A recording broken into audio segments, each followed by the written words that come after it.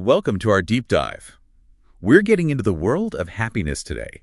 Specifically, we're unpacking MJ Ryan's The Happiness Makeover. The subtitle is Teach Yourself to Enjoy Every Day. Right. And the big idea here, really, is that happiness isn't just something that, happens to you. It's a skill, something we can actually learn. Yeah, something we can actively cultivate. So our mission today is to kind of cut through some common myths about happiness and give you some practical takeaways from the book. Exactly. It's about not just waiting around for good things to happen. MJ Ryan puts it really well, actually. Yeah. She mentions her daughter, Anna, who was just 3, saying, I just want to be happy. It's like this fundamental human thing. Right? Absolutely, that deep desire. Okay, so let's unpack this skill idea. Okay. Ryan talks about a genetic happiness set point.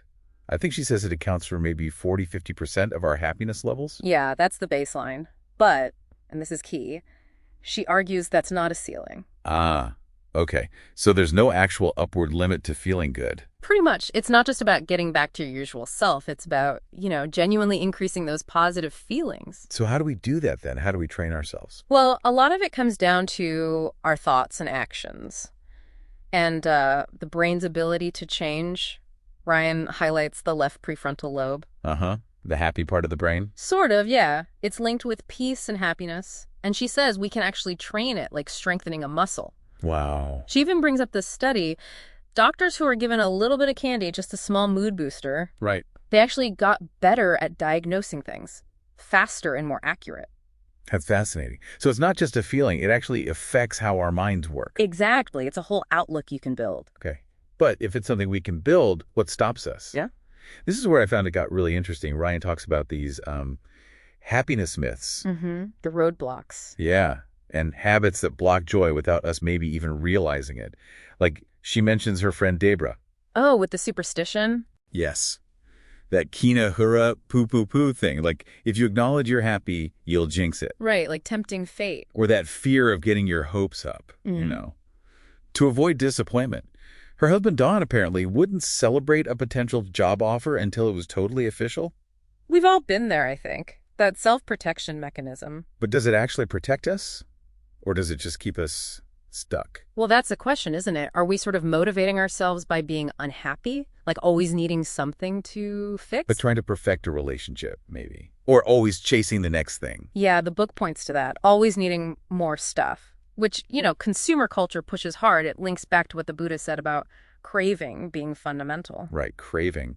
But we have a choice in how we react to it. Exactly. Do we let it run the show or do we choose contentment? So how do we make that choice? How do we activate this daily happiness Ryan talks about? What are the practical steps? Okay, so one big takeaway is taking responsibility. Realizing your happiness is, yours. It's empowering, not blaming. Right. She gives that great example of dealing with her family's mess. Instead of stewing about it, she just tidies her area, chooses her own peace over frustration. It's a small shift, but powerful. Makes sense. What else? Another really cool idea is finding ways to use your full powers. Using your powers. Yeah. Like superpowers. Well, sort of. It's more about finding what you're really good at, what makes you feel absorbed, that flow state. Okay. Like finding your unique talents. Exactly. She mentions Elon Graham, that young chef who found his passion at 14. When you activate your gifts, your values, it brings this deep satisfaction. It doesn't even matter what the job is sometimes. Like the dancing toll taker example she uses. Finding joy right there in the everyday. Precisely. Bringing your full self to it. And the last big thing was gratitude. Oh, absolutely. Actively practicing gratefulness. There's that Irish proverb, count your joys instead of your woes.